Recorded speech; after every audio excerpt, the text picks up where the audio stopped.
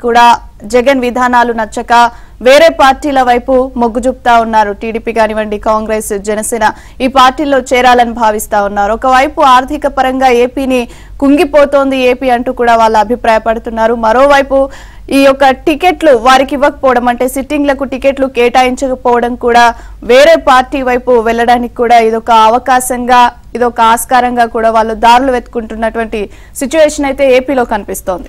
Right, చూద్దాం. CM Jagan పై తిరుగుబాట్లు పెరుగుతున్నాయి. ఇటీవల మంగళగిరి ఎమ్మెల్యే ఆళ్ల రామకృష్ణారెడ్డి పార్టీకి శాసనసభ్యత్వానికి రాజీనామా చేసి కాంగ్రెస్ లో చేరి షర్మిల వెంట నడిచేందుకు వెళ్లిపోయారు. జగంపేట ఎమ్మెల్యే జ్యోతుల చంటిబాబు కూడా ప్రత్యామ్నాయాలు వెతుక్కుంటున్నారు. విశాఖ ఎమ్మెల్సీ వంశీకృష్ణ జనసేనలో చేరిపోయారు. హిందూపురంలో ఎంపీ గోరంట్ల మాధవ్ రగిలిపోతున్నారు. ఎందుకు టికెట్ ఇవ్వరని సలహాదారు సజ్జలపైనే కేకలు వేశారు. టీడీపీ అధినేత చంద్రబాబు, లోకేష్ జనసేనాని పవన్ కళ్యాణ్ ను విమర్శించాలని జగన్ షరతులు పెడుతున్నారు.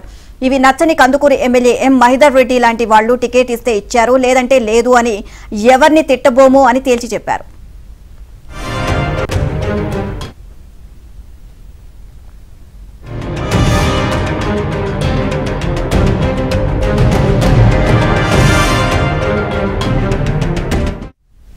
ఇక ఇదే విషయానికి సంబంధించి మరిన్ని అప్డేట్స్ మా కరెస్పాండెంట్ సత్య అందిస్తారు. సత్య, చెప్పండి.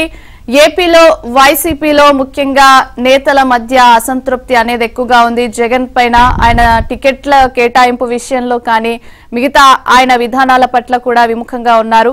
సో దీనికి సంబంధించి వేరే పార్టీల వైపు వారు వెళ్లడానికి దారులు వెతుక్కుంటున్నారు. అప్డేట్స్ ఏంటి?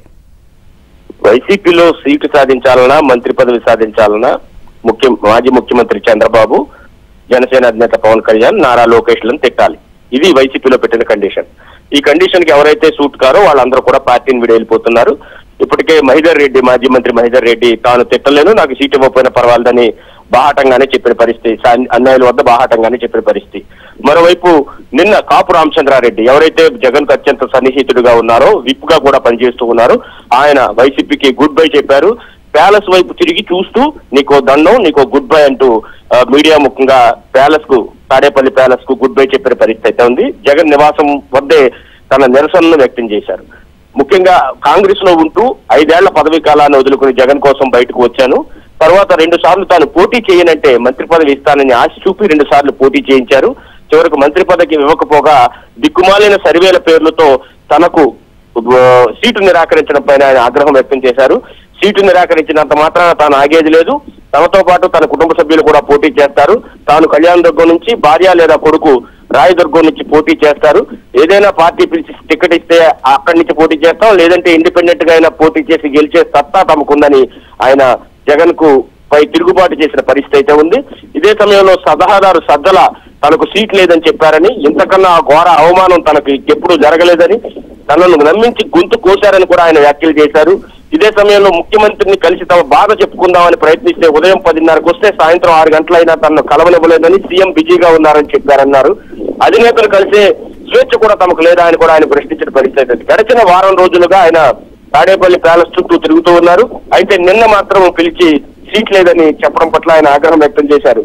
మరోవైపు నర్సరావుపేట ఎంపీ శ్రీకృష్ణదేవరాయలను కూడా గుంటూరు పోటీ చేయాలని కోరడంతో ఆయన మాత్రం నర్సరావుపేట నుంచి పోటీ చేస్తానని చెప్పిన పరిస్థితి అయితే ఉంది, తేల్చి చెప్పారు. మరోవైపు బొమ్మనూరు జయరాంను కూడా ఎంపీగా పోటీ చేయాలని చెప్పారు. దీంతో ఆయన కూడా కొంత అసహనం వ్యక్తం చేసినట్టుగా తెలుస్తోంది.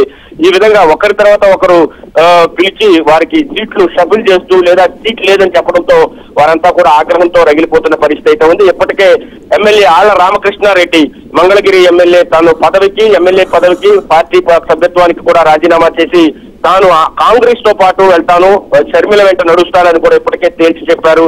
అన్నయ్య రాంబాబు ఆరోగ్య కారణాలతో తాను పోటీ చేయనంటే పిలిచి బతిమాలుకోవాల్సిన పరిస్థితి అయితే జగన్మోహన్ రెడ్డికి ఏర్పడిందని మనం చెప్పుకోవచ్చు.